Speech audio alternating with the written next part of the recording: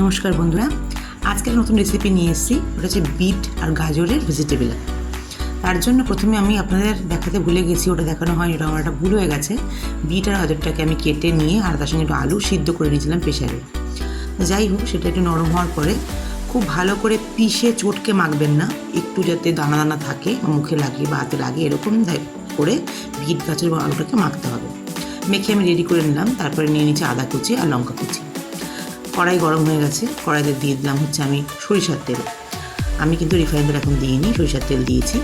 এবার যেই আদাটা বেশ ভাজা ভাজা হয়ে যাবে তার মধ্যে লঙ্কা কুচিটা দিয়ে দেবো। দেওয়ার পরে যেই আমি তৈরি করে রেখেছি বিট গাজর এবং আলু দিয়ে যেটা মেখে রেখেছি সেটা এর মধ্যে দিয়ে দেবো। দিয়ে ভালো করে নেড়ে নেবো।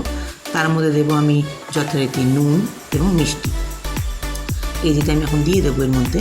দিয়ে ভালো করে নেড়ে ভালো করে ভাজা ভাজা মতন করে নেবো। আর তারপরেই দেবো আমি নুন মিষ্টি।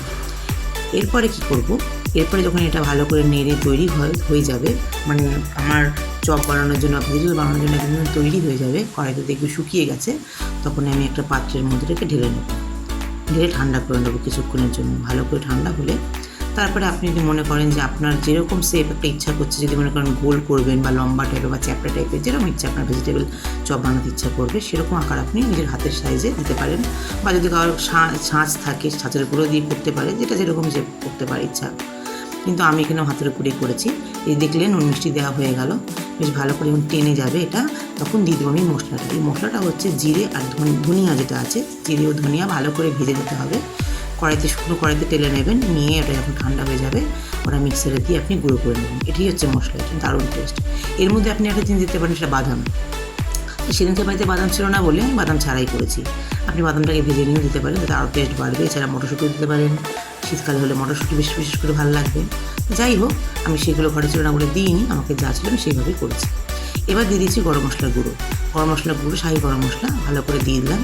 দেওয়ার পরে এটাকে ভালো করে হাতে মেখে নেব। এই যে ব্যাটারটা তৈরি করেছি এর মধ্যে আছে হচ্ছে ময়দা। তা ময়দা দিয়ে ছাড়া আপনারা ডিম দিয়েও করতে পারেন। তো সেদিনকে আমি ডিম দিয়ে করিনি, তা ময়দা দিয়েই করেছি। আর যে গুঁড়োটা দেখছেন ওটাও বাইরে তৈরি করা। এটা কেনা গুঁড়ো পাওয়া যায়, বিস্কুট গুঁড়ো পাওয়া যায় কিনতে, যেগুলো দিয়ে আমরা বিশেষ করে চপ বানিয়ে থাকি, যার মধ্যে কোট করে নিয়ে আমরা তেলে ছাড়ি আর কি। তাই এটা আমরা করেছিলাম কি, বাড়িতে ছিল পাউরুটি, সেই পাউরুটিটাকে ভালো করে সেঁকে নিয়ে সেটাকে ঠান্ডা করে আমরা ডাস্ট তৈরি করে নিয়েছিলাম। সেই কোটটা দিয়ে এখন এই কোটটা দেওয়া হচ্ছে ভেজিটেবলের উপরে। এবার ছাঁকা তেলে ছাড়তে হবে। তেলটা হচ্ছে রিফাইন তেল, এটা কিন্তু সরিষার তেল না। ছাঁকা তেলে আমি ছেড়ে দিলাম। বেশ ভালো করে এপিট ওপিট করে লাল করে নিয়ে এটাকে আমি একটা প্লেটে তুলে ফেলবো। তার আগে আমি খুব সাবধানে ছাড়তে হবে, তেল ছিটে আসতে পারে, সেদিকে খেয়াল রাখতে হবে। তার যথারীতি আমি ছেড়ে দিয়েছি। এবার লাল হওয়ার অপেক্ষায় আছি। বেশ ভালো করে লাল হয়ে উঠলেই আমি সুন্দর করে প্লেটে সাজিয়ে নেব এবং শসা পেঁয়াজ দিয়ে গার্নিশ করব। তার কারণ হচ্ছে বেশ বিকেলবেলা মুড়ির সাথে কাঁচা লঙ্কা দিয়ে বেশ ভালোই লাগবে খেতে।